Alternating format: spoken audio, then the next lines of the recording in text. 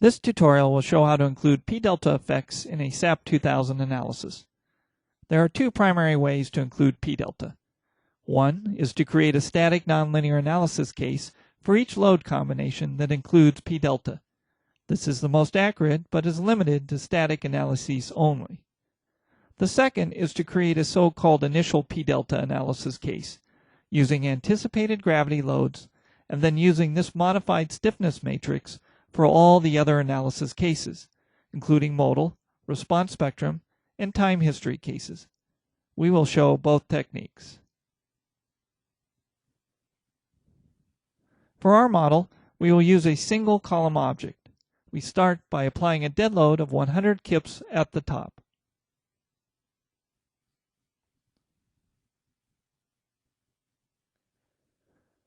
We will apply a lateral load of 10 kips, also at the top.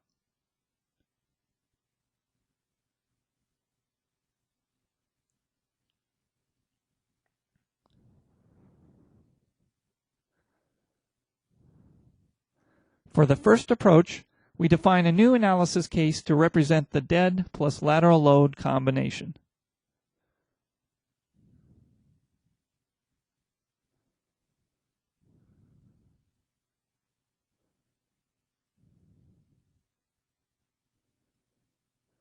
This will be a static load, but nonlinear, so that we may include p-delta. For this case, we will combine the dead and lateral loads together with factors of 1.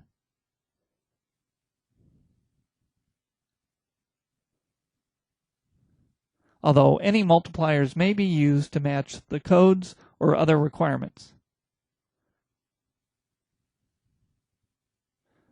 Next, we go to the nonlinear parameters and click the Modify button.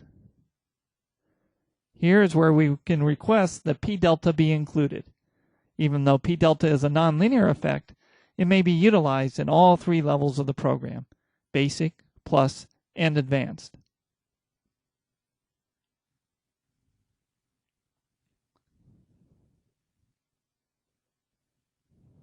We are now ready to run the analysis.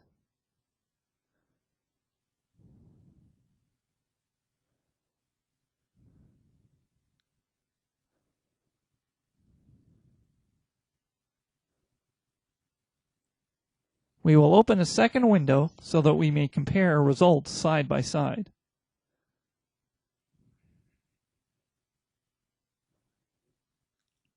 First, we display the results of the lateral analysis, which does not include any p-delta effects. The lateral displacement is 0.71 inches. Next, we will display the displacements due to the nonlinear static case, which includes p-delta. Here, the lateral displacement is almost 0.77 inches, noticeably larger due to the softening effects of the compression dead load. We will also display the moments due to each case.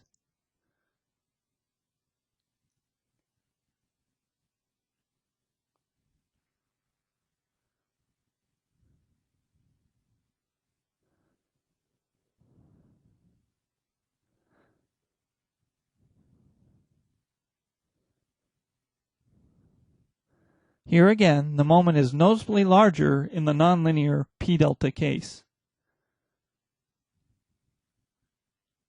Next, we will unlock the model to illustrate the second approach to including p-delta. We will define a new analysis case to represent the initial p-delta. This case may then be used to modify the stiffness of other cases.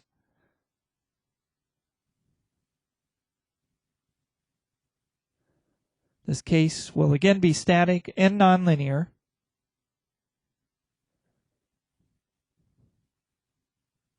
and should include an appropriate gravity load, in this case the dead load with a multiplier of 1. Again, in the nonlinear parameters area, we set the p-delta option on. We will leave the solution controls set to their defaults.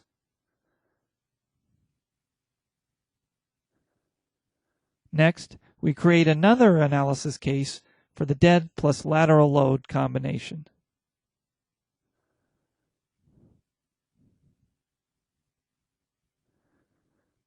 This time, the combination will be linearly static, but we'll use the stiffness at the end of the P-delta analysis case.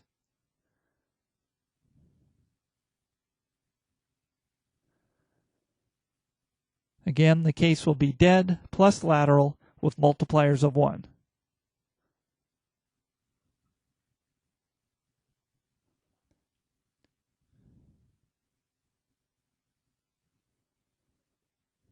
We are ready to run the analysis.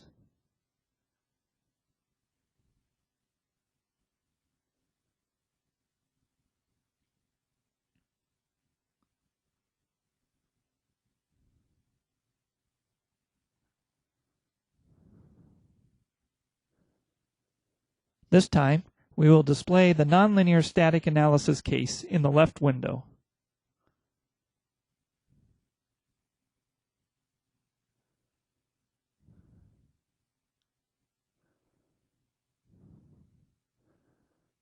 And the linear static case with the initial P delta in the right window. Note that the displacements are nearly identical.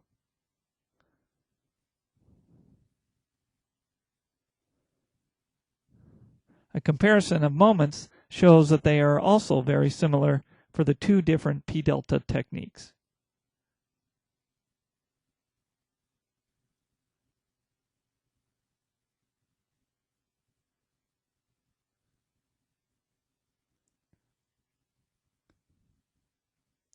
The inaccuracies in the initial P-delta approach stem from the fact that the loads or load factors used in the various combinations may differ from the loads used when modifying the stiffness in the P-delta case.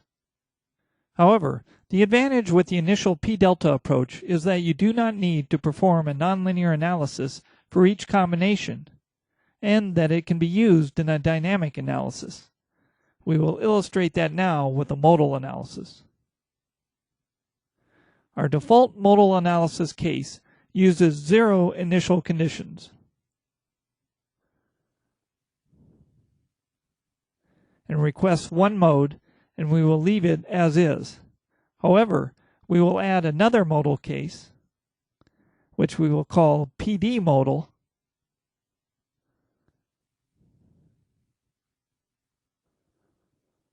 in which we will use the stiffness from our initial P-delta case.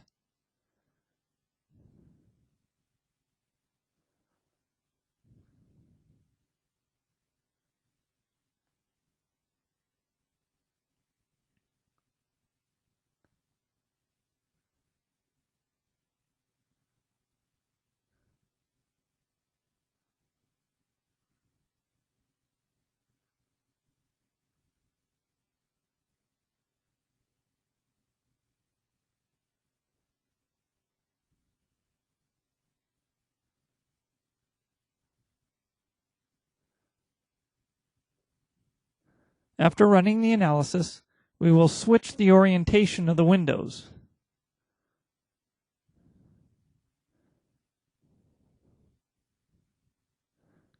And then display the unmodified modal analysis in the top window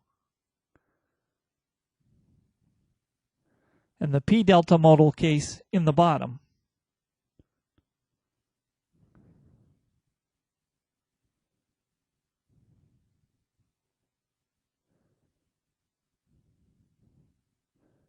Note that the period of the first mode with the P-delta included has lengthened due to the compression softening.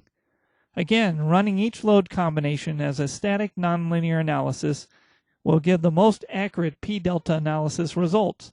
However, for most buildings, setting up a single initial P-delta nonlinear case and then using the modified stiffness from this case in each of the other analyses, including dynamic cases, will give appropriate results.